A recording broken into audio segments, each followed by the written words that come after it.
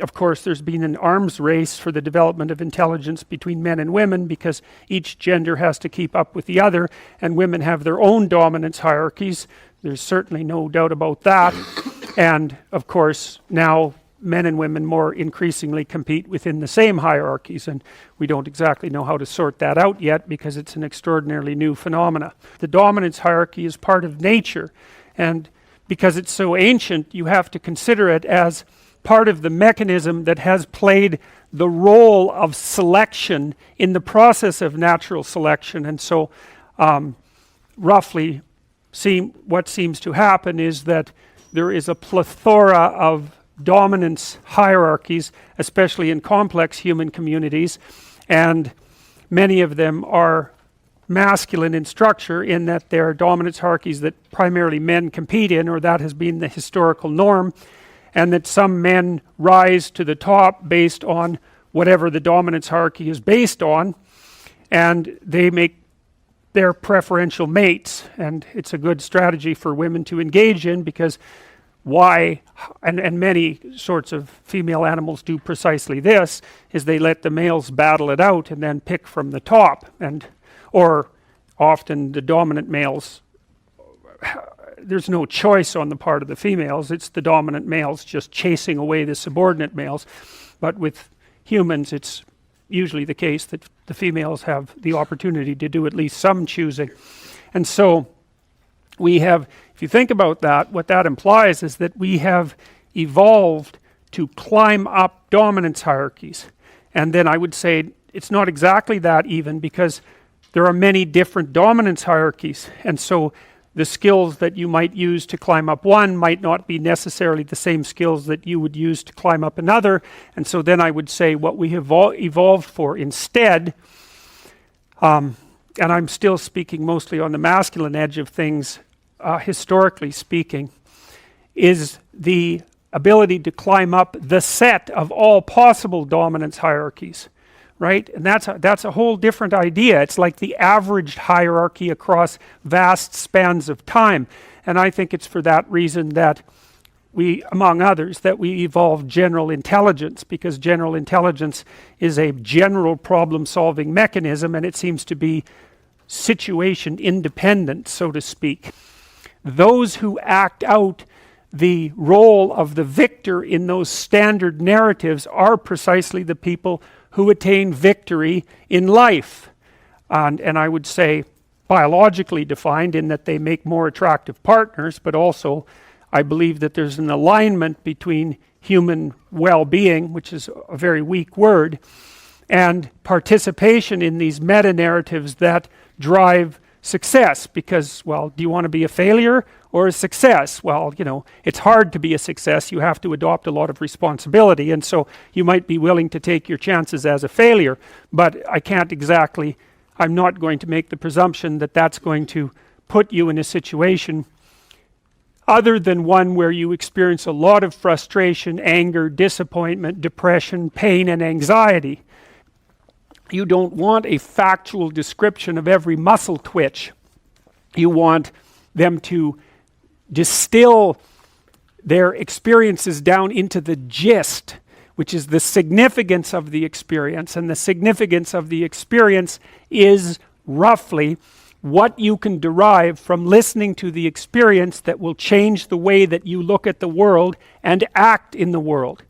So it's valuable information, and they can tell you a terrible story, and that can be valuable because that can tell you how not to look at the world and act in it, or they can tell you a positive story. You can derive benefit either way, which is why we also like to go watch stories about horrible psychopathic thugs, and hopefully we're learning not to be like them, although there are additional advantages in that, you might say that someone who is incapable of cruelty is a higher moral being than someone who is capable of cruelty. And I would say, and this follows Jung as well, that that's incorrect, and it's dangerously incorrect, because if you are not capable of cruelty, you are absolutely a victim to anyone who is. And so part of the reason that people go watch anti-heroes and villains is because there's a part of them crying out for the incorporation of the monster within them, which is what gives them strength of character and self-respect, because it's impossible to respect yourself until you grow teeth. And if you grow teeth, then you realize that you're somewhat dangerous, or maybe somewhat seriously dangerous, and then you might be more willing to demand that you treat yourself with respect and other people do the same thing. And so that doesn't mean that being cruel is better than not being cruel. What it means is that being able to be cruel and then not being cruel is better than not being able to be cruel. Because in the first case, you're nothing but weak and naive. And in the second case, you're dangerous, but you have it under control. And a lot of martial arts concentrate on exactly that as part of their philosophy of training. It's like, we're not training you to fight. We're training you to be peaceful and awake and avoid fights. But if you happen to have to get in one, and I guess the philosophy also is that if you're competent at fighting, that actually decreases the probability that you're going to have to fight, because when someone pushes you, you'll be able to respond with confidence, and with any luck, and this is certainly the case with bullies, with any luck, a reasonable show of confidence, which is very much equivalent to a show of dominance, is going to be enough to make the bully back off.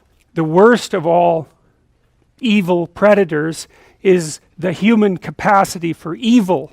And then at that point, you're starting to, I would say, psychologize or spiritualize the idea of danger and make it into something that's conceptual and something that's psychological and something that you can face sort of en masse. I mean, one of the things people had to figure out was, how do you deal with danger?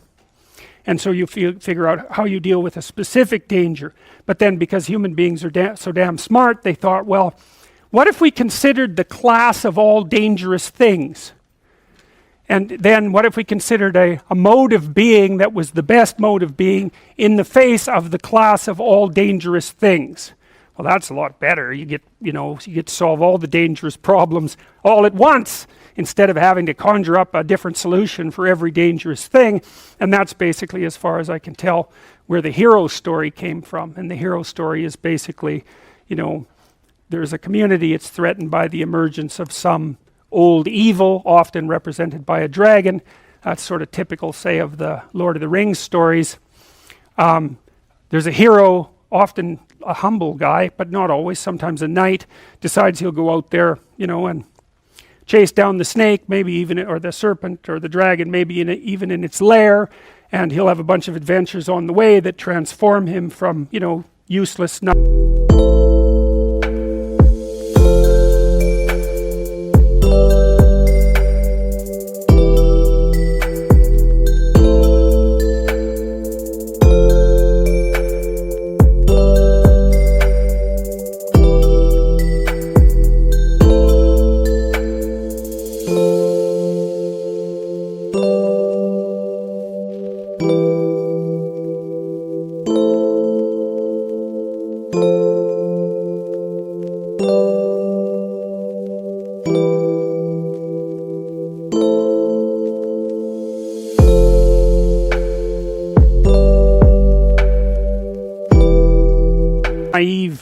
hobbit into, sword-wielding hero, and he confronts the dragon and gets the gold and frees the people that it had enslaved, and then comes back transformed to share what he's learned with the community. It's like, well, that's the human story fundamentally, and that's our basic instinctive pattern, and it's represented in narratives. Women play a massive role in sexual selection among human beings, so that from an evolutionary perspective, you're twice as likely to be a failure if you're a man than you are if you're a woman, in that you have twice as many female ancestors as male ancestors. And you think, well, that's impossible, but it's not. All you have to do is imagine that every woman has one child, half the men have two, and the other half have zero.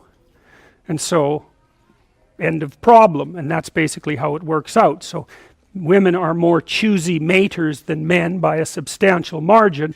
There was a funny study done by the guy who established, it was one of the big dating sites, and he looked at how women rated men, and they rated the 50th percentile man at the 15th percentile. So 85% of men were below average according to women's ratings. Now men had their same arbitrary choices because of course they preferred younger women to older women, and they were more swayed, I would say, by attractiveness, but that didn't have nearly as big an effect on their actual rating of women. So anyway, so you know, from a Darwinian perspective, nature is that which selects.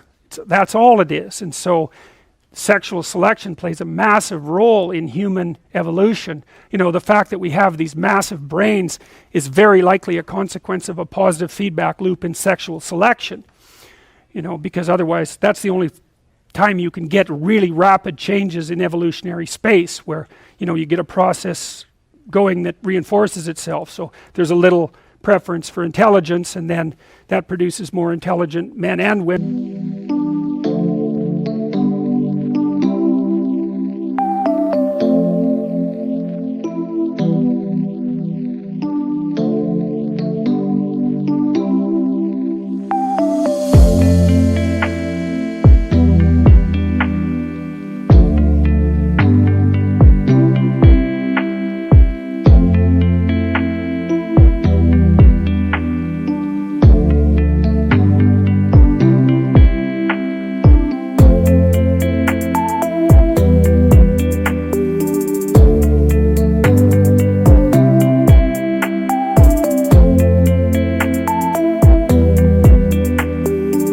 And then there's a little more preference for intelligence, and you know, maybe then that turns into the ability to speak and or to master fire, and then there's way more selection for intelligence, and the brain just goes like this, you know, and women have paid a pretty big price for that, because your hips are basically so wide that you can barely run, and if they were any wider then you couldn't, and of course the pelvic passageway through which the baby travels is too small, so it's really painful and dangerous, and the baby's head has to compress quite a lot. I mean, they come out cone-shaped often, and then they're born really young, so you have to take care of them forever. Like, what the hell, you know, a deer is born, a fawn is born, and it's like 2 seconds later it's standing, and then it's running from a lion. It's like, you know, it's like 15 minutes later, and a baby, it's like, he just lies there and, you know, utters plaintive noises. That's all it can do, and it does that for like 10 months before it could skitter away from a sloth if it was predatory, you know. So